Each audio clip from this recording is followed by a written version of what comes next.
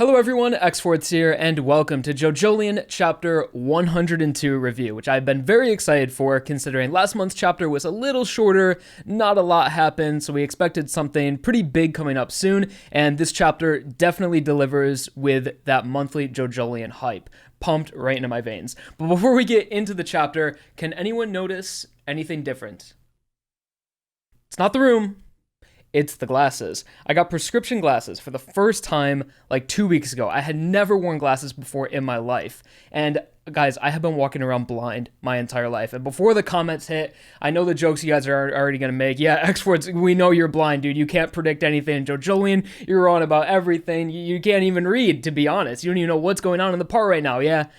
Real funny, guys. Well, you know, these theories are going to get wrapped up to game theory level, okay, now that I got my specs. But anyways, guys, that's what's new. Let me know in the comments if you guys actually noticed, or if you didn't notice at all until I pointed them out. But yeah, I guess I'm a glasses wearer now.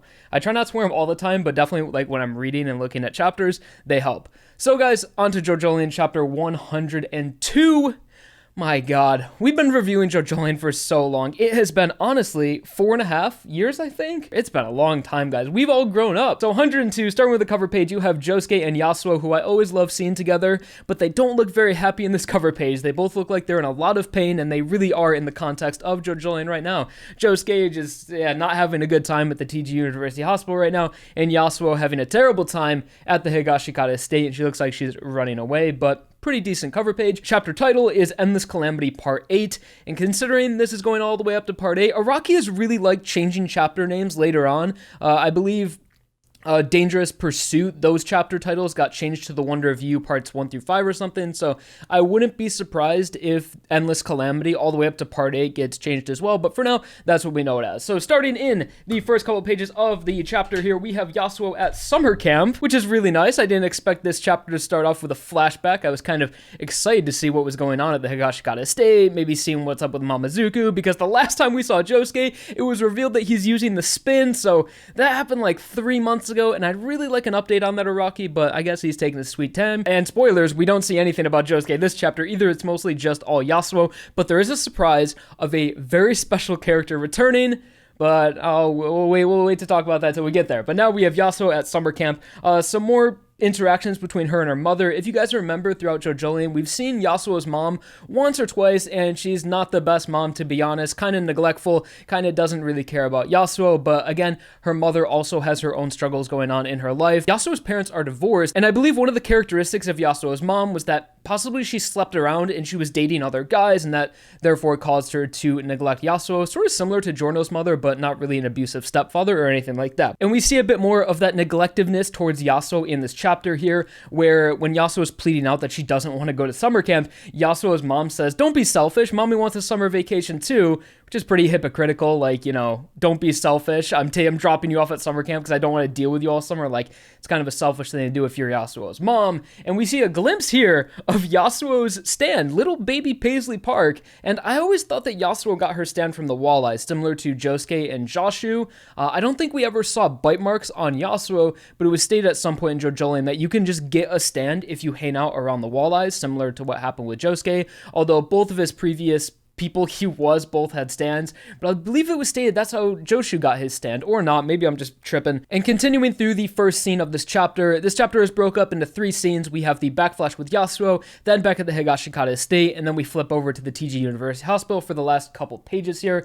But really just this beginning portion, we see Yasuo just getting bullied kind of at summer camp. She doesn't really want to hang out with anyone. No one wants to hang out with her. Really just not having a good time. So Yasuo, we've been seeing her suffer for the past 5 months in present day, being attacked by Toru and the calamities, and just really depressing. And then we get a flashback, and in the flashback she's being shit on by everyone around her. So Yasuo's character is just a really big tragedy for the past like 2 years now. I mean, honestly, I can't remember a time when Yasuo did have like a really positive vibe to her character. Maybe early on when we had that romantic element between her and Josuke, which I really miss. It's just been fighting and misery for so long. I would really love this part to end with a real heartwarming conclusion where Josuke and Yasuo actually like get to be together, because with JoJolion, there's a lot more mature elements in it, and ARAKI had wrote that he was more inspired by like eroticism and romance when it came to JoJolion, and that's why you'll see a lot more female characters in JoJolion. So I would really love for a part to end with the main JoJo having like got with the love interest.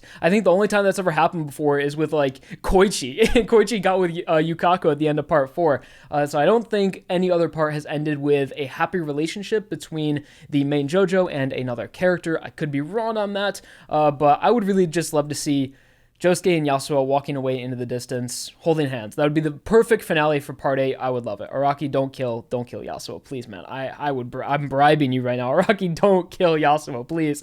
After everything she's gone through, I would love a happy ending for this character. So getting on to the main reason we are in this flashback, and we see that Toru had actually met Yasuo when she was very young. Toru was at this summer camp for some reason, and Yasuo was like, hey, what are you doing here? And I assume this is the first time they've ever met. And Toru explains that he's only here because he's lost his way. He doesn't work here, and he's definitely not a pedo. He's not here to touch anyone. He makes that very clear. He's like, hey, I've just lost my way. Maybe you can help me out with something. And he explains that what he's looking for, and in order to find his way, what he needs to find is that it's a very particular person he is looking for. He needs to find someone that is elderly. They had once practiced license, or they have a license to practice medicine, that they are currently in a nursing home, and that they are not close with any friends or family, and they don't get anyone to ever visit them, which gives some insight on what the head doctor is. And Yasuo is actually able to help Toru in this, and Toru's like, yeah, I know that's so specific. You probably won't be able to find anyone on the internet. That's fine. But Yasuo just pulls up. He's like, oh, here's Akufu Satoro. Really,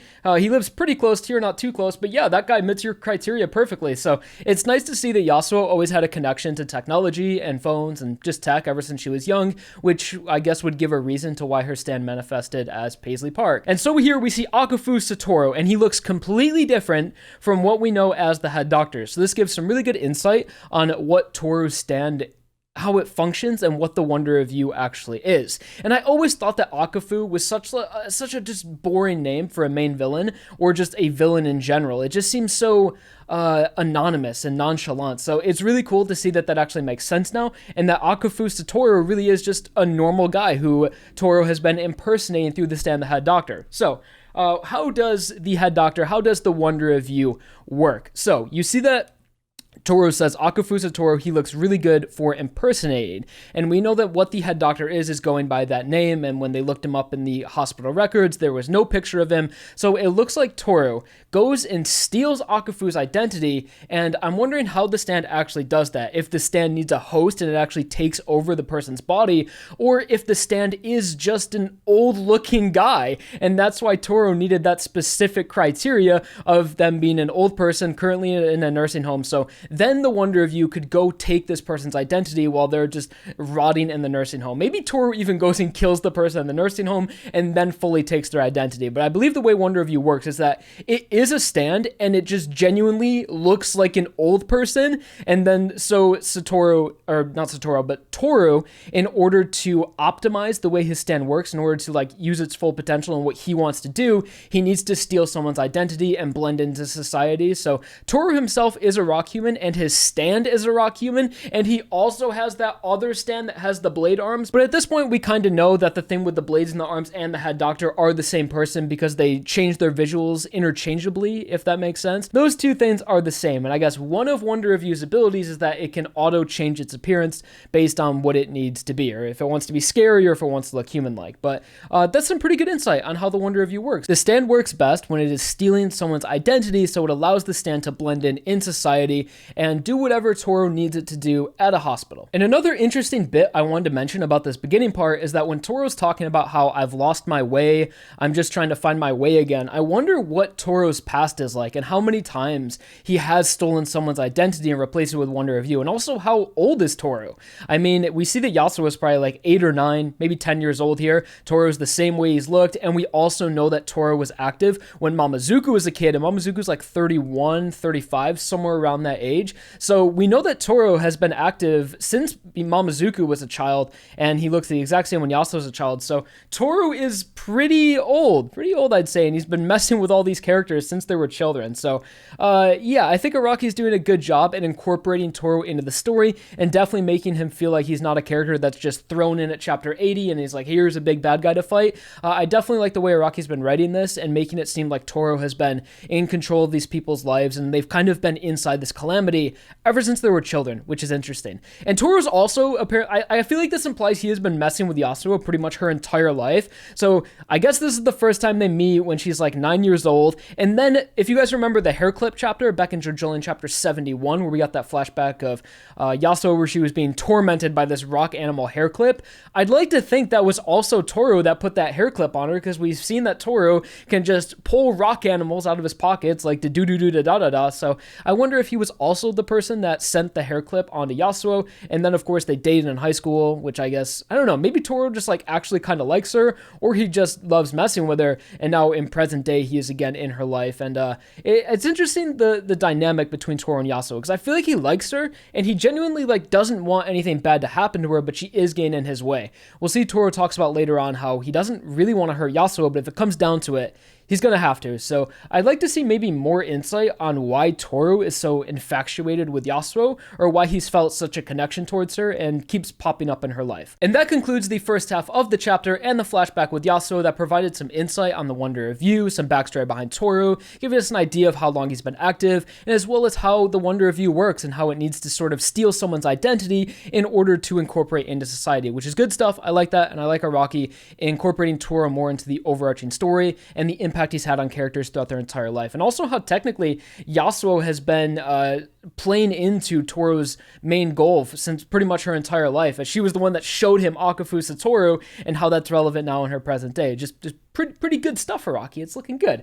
But now switching over to present day, we have Yasuo, and she has adapted to the new cells from Joshu, and she has fully acclimated to the equivalent exchange, and she is looking better than ever. She says, my veins are visible, my arm is good, completely successful equivalent exchange. And then we hear some interesting dialogue from Toru, who suggests that Yasuo was not just healed, but rather upgraded. He says, I sure didn't think I would see a living being upgraded at a place like this, but from the looks of things, it went off without a hitch. And there has been multiple translations of this chapter, and it always refers to that word as upgraded. So he didn't say heal, he didn't say she's doing better, she didn't say she's formed, he said upgraded, which is really interesting, because I wonder if we'll see a variation of Paisley Park the next time Yasuo uses it, because the only other time we've seen the new Rokakaka used was between Josufume and Kira, and that did result in not really an upgrade, but a variation of a stand. So since Joshu and Yasuo's entire bodies didn't combine, I'm not expecting an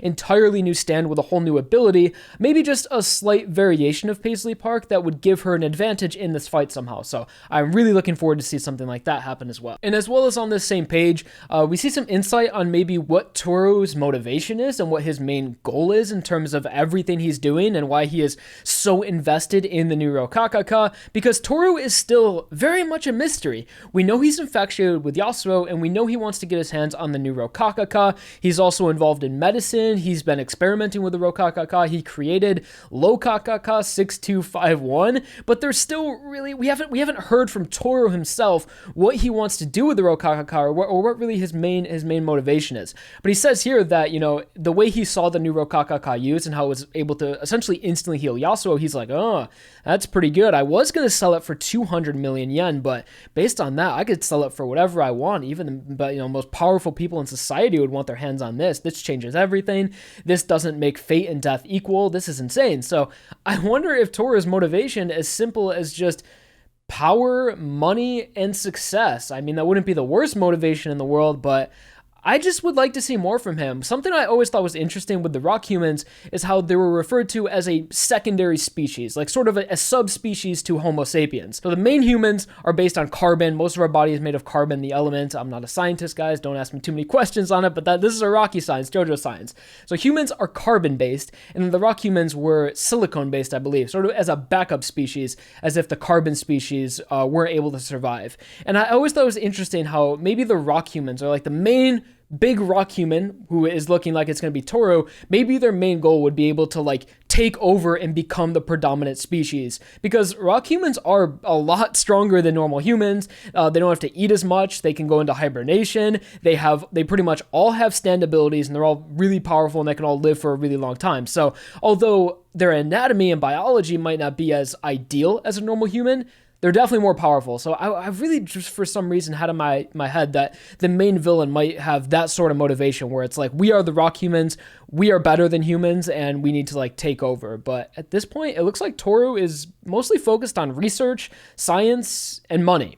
But I'm sure we'll see more from him in the future and what he truly wants. And as the middle sequence of the chapter continues, it's pretty much just Yasuo and Toru going back and forth with each other, threatening each other, being like, Yasuo, if you do anything to try to pursue me, you will in fact reach a calamity and you'll die or whatever. Just normal Toru stuff going on about, if you try to pursue me, I'll do this and this and this. But there's some interesting dialogue I want to point out here where Toru says, Toru is back in the bushes right now, hiding so Yasuo doesn't see him. And he's kind of at like a standoff right now, because if Yasuo does anything, she'll be trapped in the calamity and she'll be like ultimately affected by it and probably die. So Toru says, if you were directly to witness my face or form, that's it. Wonder of you, the flow of calamity will reach its final form.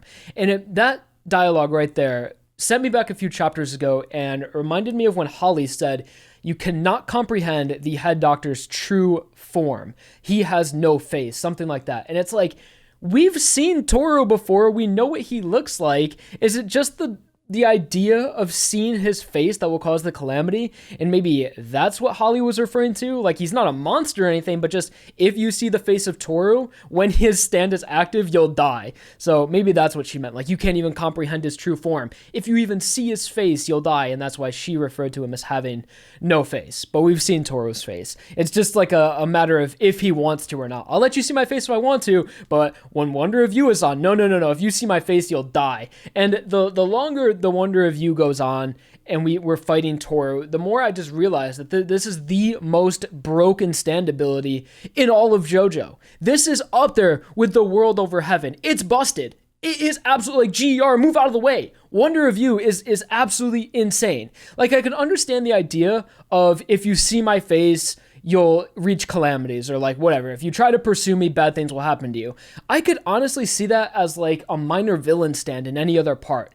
But just the idea that even if you have the thought of pursuing him, or even if you like are on your phone or something, the stand is so powerful and omnipotent, it's actually a god. It knows what you're thinking, it knows what you're doing without even looking at you, and it's the way I would describe it is a fate-based stand. It's able to control people's actions, change their fate, and is able to just ultimately decide other people's fates.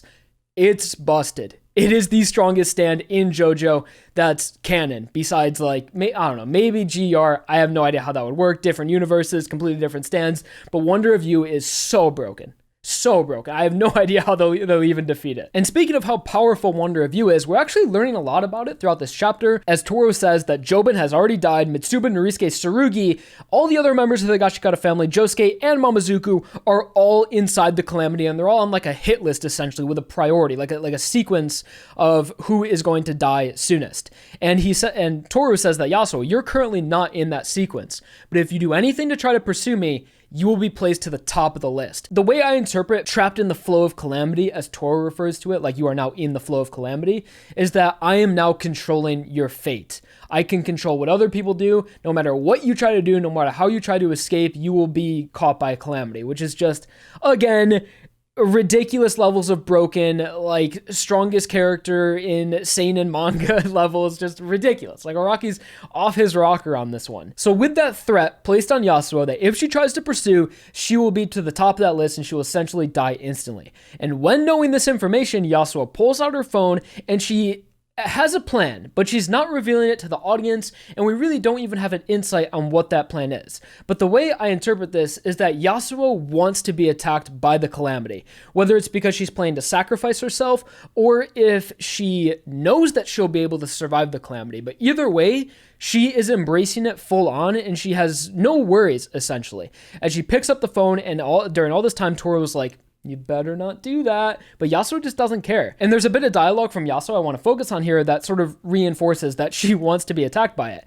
So Toru's over there saying, do you have any sort of plan? Put the phone down. Seriously, Yasuo, you don't want to do this. And she's like, it will come to collide into me. Then I'll be attacked by the calamity. So she processes that, and then she begins to enact her plan and pursue Toru, essentially. And then Joshu is trapped in the calamity, of course, and his fate is controlled by the head doctor here, by Toru. And we see that Joshu really wasn't being a nuisance or anything during this entire chapter. He's just kind of sitting there. He's like, oh, man, I got a little baby arm now, Yasuo. Even though if you remember in the last chapter, it was Joshu's idea to perform the equivalent exchange. He was totally fine with sacrificing a part of himself or his entire self to save Yasuo. But now that Yasuo is trying to pursue him, Joshu is actually the one that is taken control of by Toru and is the calamity essentially. And Joshu is just being a complete degenerate here. He's like, my baby arm? I can't even autoerotically asphyxiate myself with this. How am I supposed to strangle myself with a baby arm? He's like, Yasuo, you have my arm now?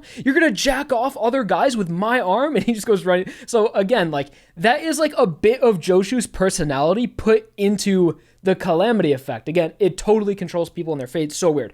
And in this panel right here, you see that Joshu is pretty much like, he looks like a blue Hawaii zombie where he doesn't really have control over his actions. He's in a calamity. And apparently that is the way that Wonder of You was going to kill Yasuo if she tried to do anything with Joshu. It makes sense because he's the closest one near her. And then we get to the point of the chapter, which I have been waiting to talk about for the past 2 days since the chapter came out. And it's that Kyo Nijimura is back in JoJolion. Araki didn't forget. Araki never forgets. Kyo is back, but she actually has a name change. Araki thought her name was the same the entire part, but what it turns out is that there was a kanji mistake that has been going on since JoJolion's inception for 22 volumes, and it's that Kyo's name should actually be pronounced as Ki, K-E-I instead of K-Y-O. I don't know, Japanese to English translations are weird, but that was a author note in this chapter, and that is how we should be pronouncing Kyo from now on, as K. Or Ki. I'm going to mess that up so much. I'm probably going to still refer to it as Kyo just because I've been saying Kyo for like 4 years now and it's going to be hard to switch over. So maybe we'll just settle on Nijimura. And this is honestly like the last thing I would have expected from JoJolion. Like it's always been in the back of our minds. Like by the end of the part, I would love to see all these characters brought back into the story. Like bring Dolomite back, bring back whatever her name is, Hato. I would love to see Walking Hard again, and even California King Bad. All these old characters that used to be in the part that are still active, bring them back into the story. And we all thought Araki had just completely axed Ki Nijimura from the entire part, because there was a cover page a few months ago, maybe even a year ago, where there was the Higashikata family portrait, and Araki had actually gone in and deliberately erased Ki from that art. So everyone was like, well, at this point, it's not even like Araki forgot about Nijimura, it's that he's deliberately erasing her from existence and not really trying to remind people of her existence. So it's really weird that Araki went out of his way to erase her from a panel she was previously in, only to bring her back into the story. So strange. Maybe he just has like a really solid idea of the series continuity, and in his head he was like, well, technically Nijimura shouldn't be in this because she's over here at this point in the story. Maybe it was something like that for his own continuity. He didn't want to retcon anything in his head, so he removed her for that reason. But no, Nijimura is not forgotten about. She is brought back into the story, and this is the person that Yasuo is trying to reach. And that brings us to the final scene of the chapter, where we have Kyo at the TG University Hospital taking care of Holly. And it's kind of weird how Yasuo knew that Kyo... I gotta stop that. I know how Nijimura was at the hospital and was able to get in contact with Josuke, because I guess Yasuo just had a feeling, called Ki on Joshu's phone and is saying, hey, I know you're at the hospital. I know you're near Josuke. I need you to get to him and get in contact with him. And that is kind of where the chapter leaves off. Ki Nijimura is brought back into the story, and she is going to have to go get Josuke and get in contact with this head doctor, because if you remember, in the gynecology department, we have Mamazuku, who is dying on the floor. We have Josuke, who is fighting the head doctor. And then apparently Nijimura is just off in another win or something. She's going to get her ass over there and get involved in this fight. And we have to point out the obvious here, and how probably the most exciting thing we have to look forward to is Born This Way brought back into JoJolion, and see a potential fight against Toru and Wonder of You versus Born This Way, which would just be so perfect to see happen, because it's kind of like what happens when an unmovable object meets an unstoppable force, because Born This Way's main objective is to pursue someone. That's what it does. It pursues you nonstop until it gets you.